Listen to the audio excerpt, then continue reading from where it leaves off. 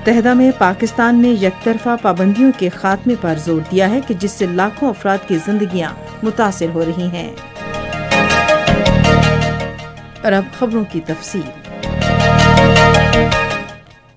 بیرون ملک مقیم پاکستانیوں کے بارے میں معاون خصوصی سید ذوالفقار عباس بخاری نے آج اسلام آباد میں وزیر اعظم عمران خان سے ملاقات کی۔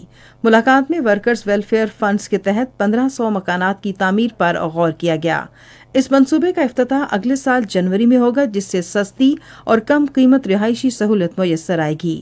وزیر اعظم نے منصوبے کو سراہتے ہوئے کہا کہ عوام کو سستے مکانات فراہم کرنے کی حکومت کے وعدے کی یہ عملی مثال ہے۔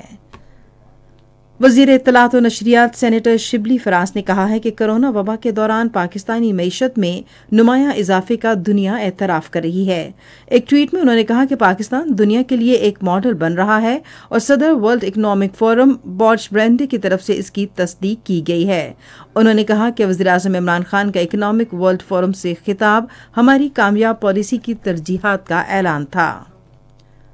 پاکستان میں برطانیہ کے ہائی کمشنر کرسچین ٹرنر نے آج اسلام آباد میں مشیر خزانہ ڈاکٹر عبدالحفیظ سے ملاقات کی۔ مشیر نے انہیں معیشت پر کرونا وائرس کے منفی اثرات کم کرنے اور معاشرے کے نادار طبقات کو تحفظ دینے کے بارے میں حکومت کے اقدامات سے آگاہ کیا۔ ہائی کمشنر نے یقین دہانی کرائی کہ برطانوی حکومت اس وبا کے سماجی معاشی اثرات کم کرنے کے لیے پاکستان کی ہر ممکن معاونت کرے گا۔ دفتر خارجہ کے ترجمان زاہد حفیظ چودھری نے کہا ہے کہ اسرائیل کو تسلیم کرنے کا معاملہ زیر غور نہیں ہے۔ انہوں نے آج اسلام آباد میں ہفتہ وار نیوز بریفنگ سے خطاب کرتے ہوئے اعادہ کیا کہ اس معاملے پر پاکستان کے اصولی موقف میں کوئی تبدیلی نہیں آئی ہے۔ انہوں نے کہا کہ وزیر اعظم نے یہ واضح کیا ہے کہ جب تک فلسطین کا مسئلہ منصفانہ اور فلسطینیوں کی امنگوں کے مطابق حل نہیں ہوتا، پاکستان اسرائیل کو تسلیم نہیں کر سکتا۔ ترجمان نے حال ہی میں بھارت کی سرپرستی میں دہشت گردی کے بارے میں پاکستان کی طرف سے ایک دستاویز کے حوالے سے اقوام متحدہ کے انسداد دہشت گردی کے اداروں پر زور دیا کہ وہ پاکستان کی طرف سے فراہم کردہ ثبوت کی بنیاد پر آگے بڑھیں اور بھارت پر زور دیں کہ وہ ریاستی پالیسی کو ہتھیار بنا کر دہشت گردی کرنا بند کر دے۔ ایک اور سوال کے جواب میں زاہد حفیظ چودھری نے امید ظاہر کی کہ جو بائیڈن انتظامیہ بھارت کے غیر قانونی زیر قبضہ جموں و کشمیر میں انسانی حقوق کی سنگین خلاف ورزیوں کا نوٹس لے گی۔ وزیر خارجہ شاہ محمود قریشی نائجر میں ہیں، جہاں وہ اسلامی تعاون تنظیم کے وزرائے خارجہ کونسل کے اجلاس میں پاکستان کی نمائندگی کریں گے، جو کل شروع ہوگا۔ وزیر خارجہ اور آزاد کشمیر کے صدر سردار مسعود خان اجلاس سے خطاب کریں گے اور شرکا بھارت کے غیر قانونی زیر قبضہ جموں کشمیر میں انسانی حقوق کی سنگین صورتحال سے آگاہ کریں گے۔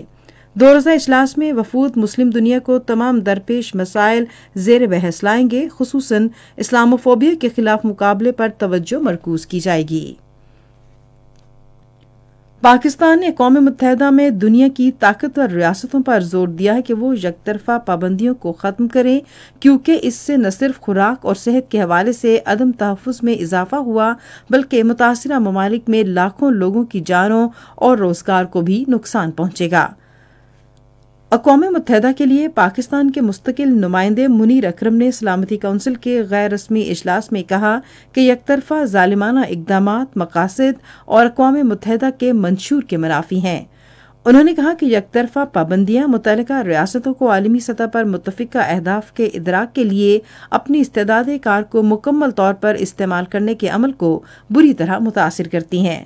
منیر اکرم نے کہا کہ UN جنرل اسمبلی اور سلامتی کونسل نے اس امر کو تسلیم کیا ہے کہ لوگوں کو ان کے گزر بسر کے ذرائع خصوصاً خوراک اور ادویات سے محروم نہ کیا جائے۔ اسی کے ساتھ خبریں ختم ہوئیں۔ مزید خبروں اور تجزیوں کے لیے وزٹ کیجیے ہماری ویب سائٹ radio.gov.pk اور فیس بک کے link radio Pakistan news official پر براہ راست ویڈیو سٹریمنگ بھی ملاحظہ کیجیے۔